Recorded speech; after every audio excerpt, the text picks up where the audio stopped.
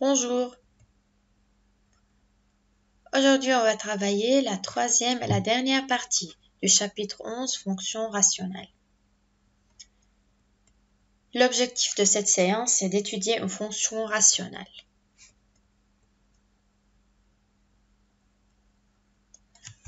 On va expliquer en utilisant l'exemple suivant. Soit f une fonction définie sur l'intervalle moins l'infini 0, union 0 plus l'infini, par f de x égale x carré plus 1 sur x. On désigne par C sa courbe représentative dans un repère orthogonal. Pour étudier la fonction f, on va étudier les limites de f aux bornes ouvertes de son domaine de définition et déterminer par suite les équations des asymptotes relatives à C.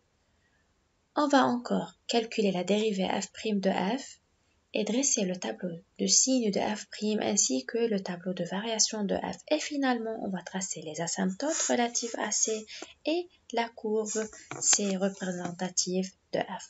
Au début, le domaine de définition est déjà donné, donc on va étudier les limites aux bornes ouvertes du domaine de définition. La limite lorsque x tend vers 0 plus de f de x est égale à 1 sur 0 plus, qui est plus l'infini. Et la limite lorsque x tend vers 0 moins de f de x est égale à 1 sur 0 moins, qui est moins l'infini. Donc, ici, on a x égale 0 est une asymptote verticale à C. La limite en plus ou moins l'infini de f de x est égale à la limite lorsque x tend vers plus ou moins l'infini de x carré plus 1 sur x, donc de x carré sur x. Donc, c'est la limite lorsque x tend vers plus ou moins l'infini de x qui est plus ou moins l'infini.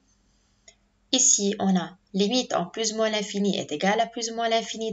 On va montrer que la droite d'équation y égale x est une asymptote oblique à C. Donc, on cherche la limite lorsque x tend vers plus ou moins l'infini de f de x moins x, qui est égale à la limite en plus ou moins l'infini de 1 sur x, qui est égale à 0. Donc, on peut dire que la droite d'équation y égale x est une asymptote oblique à C en plus ou moins l'infini. Ensuite, on va étudier la position relative de la courbe et de l'asymptote oblique. Pour étudier la position relative, au début, on cherche f de x moins y, qui est 1 sur x. Et on trace le tableau de signes de f de x moins y.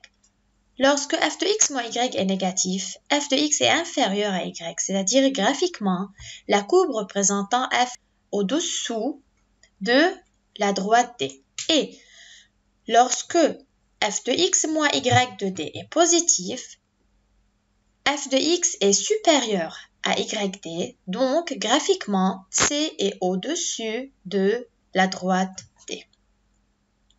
Donc, c'est la position relative de C et de D.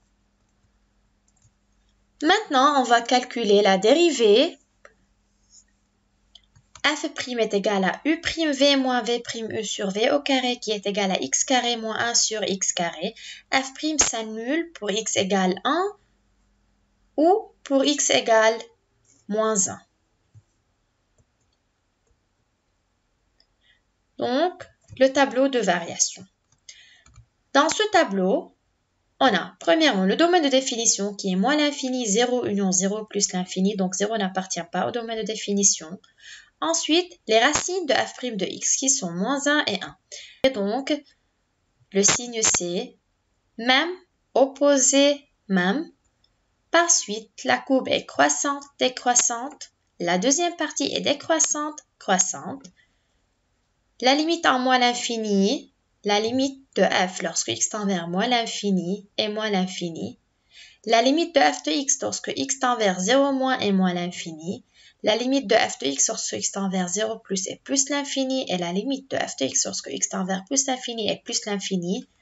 Les extrémums sont f de moins 1 et f de 1. Aujourd'hui, on va expliquer comment on a tracé la courbe représentative de f.